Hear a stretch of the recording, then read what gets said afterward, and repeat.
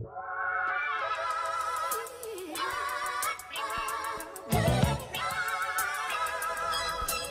qui nous fait comme moyenne pour le deuxième trimestre, quel calcul compliqué. 0. Je m'appelle Claudie Larue, je suis professeure des écoles, maître formateur. La principale mission de ce métier, c'est la transmission du savoir.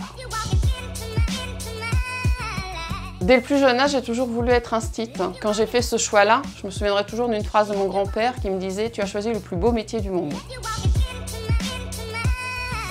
Un des bons côtés de ce métier, c'est de pouvoir travailler auprès des élèves de tous âges. On a également la chance d'être polyvalent. Nous sommes amenés à travailler tous les domaines de l'enseignement. Et puis, c'est très enrichissant et très satisfaisant d'assister aux réussites ou aux petits exploits de nos élèves. Monsieur Pépineau, vous êtes un cancre.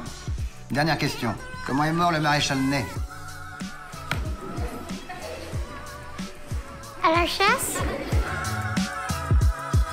Il y a toujours une petite préparation que l'on fait avant la classe. Il n'est pas rare de voir les enseignants arriver dans leur classe entre 8h et 8h15 pour démarrer vers 9h moins le quart. La matinée est rythmée par différents enseignements, entrecoupés d'une récréation. Sur la pause déjeuner, nous pouvons avoir des réunions qu'on appelle conseils de cycle. Les après-midi s'enchaînent, donc de 13h30 à 16h30, où là encore, on enseigne plusieurs domaines d'activité. Et puis, en fin de journée, suivant le planning, nous pouvons également avoir des rendez-vous de parents ou bien des réunions conseils de cycle ou conseils d'école. À cela se rajoute un temps de correction ou un temps de préparation, de réajustement pour les jours à venir.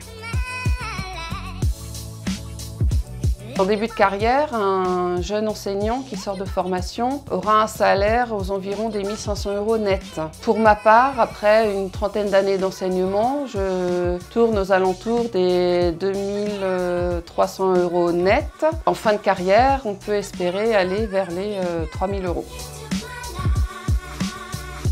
Actuellement, pour devenir professeur des écoles, il est nécessaire de valider un Master 2 dans tout domaine, mais c'est vrai qu'un Master 2 MEF est souhaitable quand on sait que l'on veut devenir professeur des écoles et être reçu au concours du CRPE. À partir de la rentrée prochaine, les étudiants en licence pourront préparer un PPPE, parcours préparatoire au professorat des écoles. Ce parcours permet de réaliser des stages professionnalisants dès les années licence. Pour faire ce métier, il faut tout d'abord aimer les enfants, je crois que ça c'est primordial. Ensuite, il faut savoir s'adapter parce que nous sommes également polyvalents, nous devons être capables d'enseigner tout domaine. Il faut également savoir être patient. Parce que les résultats que l'on obtient rapidement avec un élève peuvent prendre beaucoup plus de temps avec d'autres. On va pas se mettre à dire ça. On va voir des gens dans la rue, on va dire ça, ils vont dire on est est-ce que je peux répondre?